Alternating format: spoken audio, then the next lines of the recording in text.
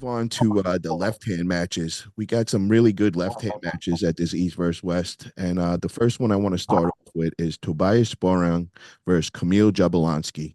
This one excites me, man. I got to see Camille a couple times in person. This dude is an absolute phenom. This press is just so deadly, so quick. He's got it down. He puts up all these training videos. I mean, I'm starting to think that he just lives in the gym and he never goes home, and that's all he does, man. Dude is a friggin' killer. When I got to meet him in person, the first thing I noticed was the size of him.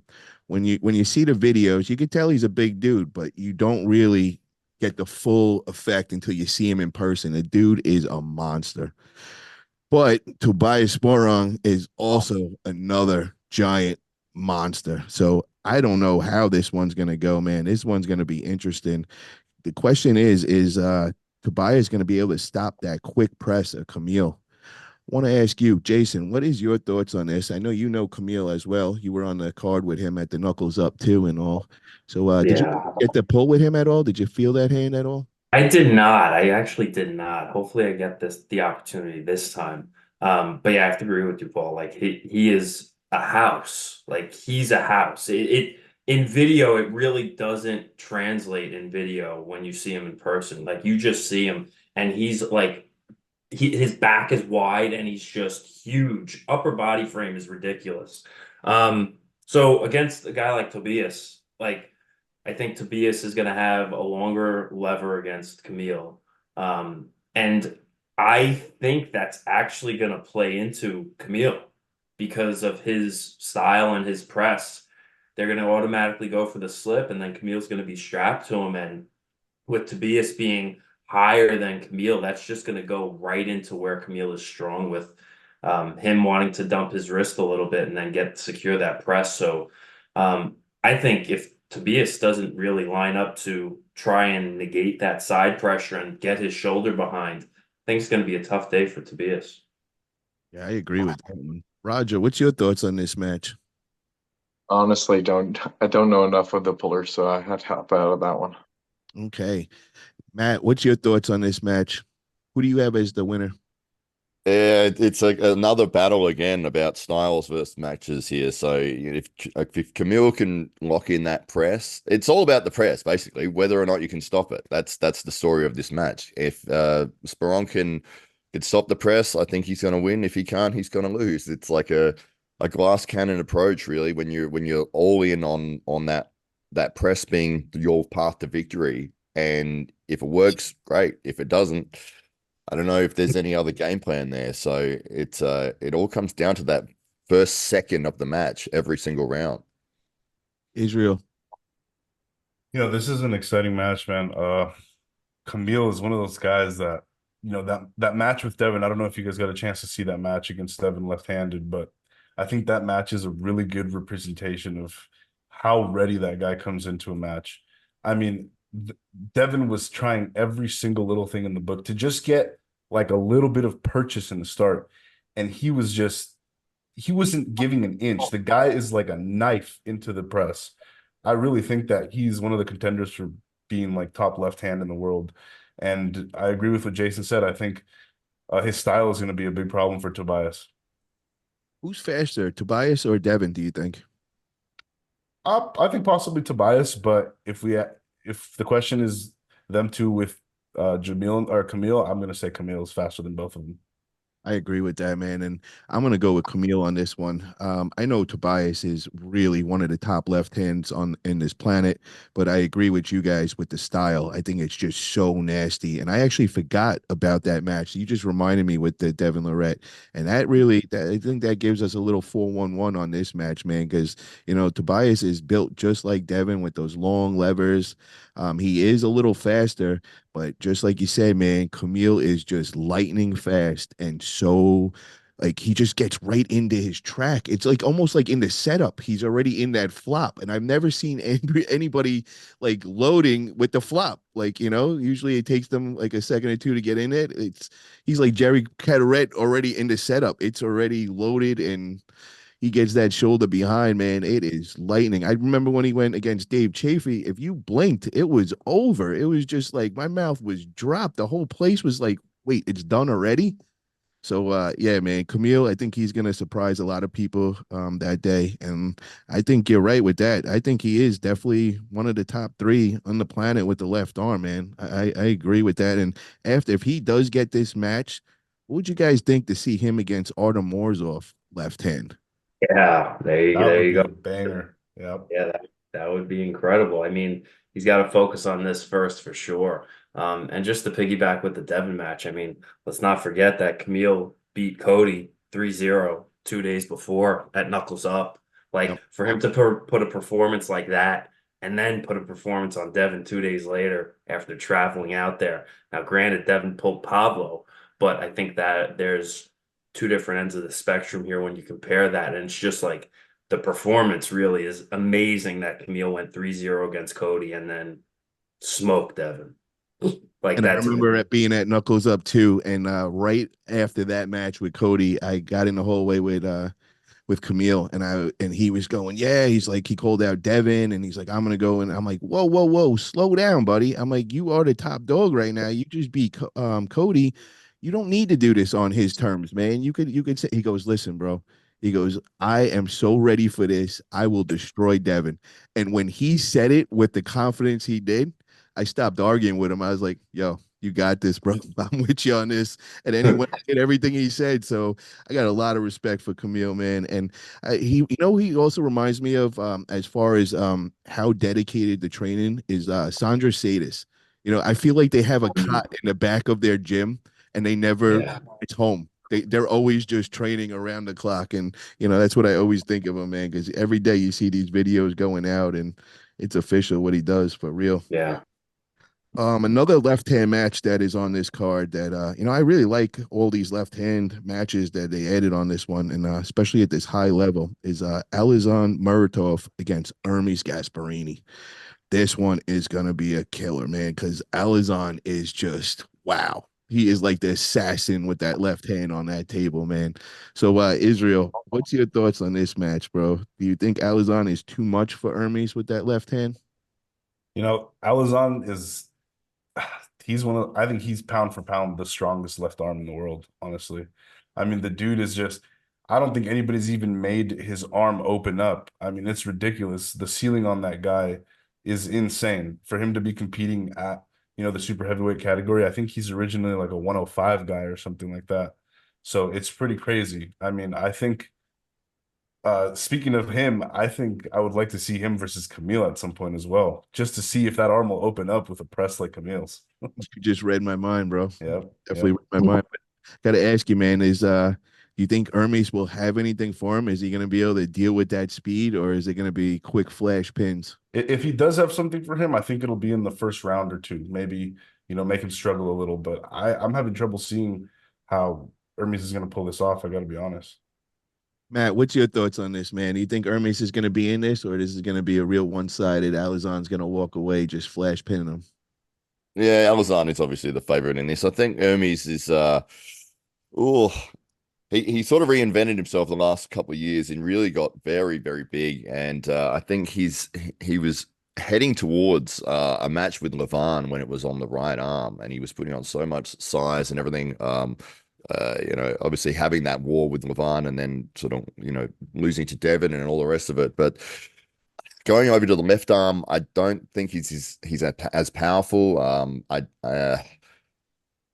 I don't know. I don't think it's going to work out well for him. I like the guy. I think he's doing all the right things. I think this is going to be another loss on his record.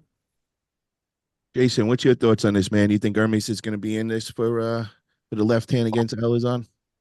I think it's a tough day for Hermes. I kind of agree with what Israel said, and yeah, I think it's going to be a tough day for him. I want him to make this match good, and I'm still very interested in this match because look, we got a little bit, we got pretty good taste of where Alison is at, and we just need to see more of this left hand data start coming in. I'm just glad it's starting to get more of that spotlight on it. So like I said, there is the possibility that Hermes could surprise a lot of us on that. But yeah, I think the heavy favorite is definitely Alison. Roger, do you have any predictions on this one with Alizon versus Hermes left hand? I think Alizon just has too much power. If Hermes' left arm was as good as his, like if it was his right arm, it would be a good match. But just Alizon's got too much. You know, it's a good match that potential good match I was thinking is we know that Travis Bajan's been saying that he's making his comeback, and the reason why I'm bringing this up is over the last couple of years when he starts saying it around this time of year, I at the beginning I was like, yeah, yeah, yeah, but I never seen him put on any weight. And I always said from hanging out with Travis so long, I said the only way I would take it seriously when he started saying that he's taking it, making a comeback and was to see him fill in and start sizing up. And I successfully could see it in his face now. He's definitely packed on some weight. I know he's been with that side pressure machine for a while now. He's been sticking with it. So I think potential good match would be Ermes Gasparini versus Travis Bajan left hand. What's your guys' thoughts on that one, Jason? I'd like to hear the talking back and forth between them two. I think they can make this really interesting, and I think they can make this a real showstopper between the two of them. But you're spot on, Paul, with Travis putting on the sides. Because before he kind of fell off when he last pulled Sabin Badalescu, um, that's when he was a tank. That was the biggest Travis I have ever seen, and he was an absolute tank. And that's when he was really focused on it. I agree. Once you see Travis put on weight, then that's when he's really back at it. Anything else other than that, if he's not putting on that weight, he's not serious about it. So until then, that's when he's going to be ready. But that would be a banger of a match. And I seen on a flyer they're bringing out East versus West in North America for East versus West 14, and I seen Travis on the list of guys. So, of course, I'm hitting up Travis, like, bro, you taking this for real or are you just doing commentary? And he's like, nah, they're looking for a match for me and all. So that just started making my head think of like who would I like to see Travis make this comeback? And a couple guys that just came to mind was, Ermes Gasparini being one. And then the other one would be Devon, man. I think him and Devon left hand would be interesting. Uncle John, welcome, brother. How are you today, bro? Paul, I gotta say, it's an outstanding day to be as strong as I am because I feel amazing. It's almost, I wish that Knuckles Up 3 was tomorrow because I'd walk in there, I'd slap everybody around until I came to Jason Merlot, then I'd get food poisoning and I'm out the door. I'm taking it all. I'm telling you. Wow, you're looking big as hell too. What are you weighing in these days, bro? You looking massive. Like 256, 257 this morning. Wow. Roger, does that scare you in any kind of ways, man? Because we know you guys Nah, be meeting up May 11th over at Knuckles Up 3.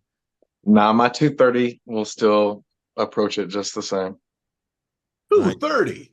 Yes, sir. Didn't you just say Devin doesn't have a chance because he's not heavy enough?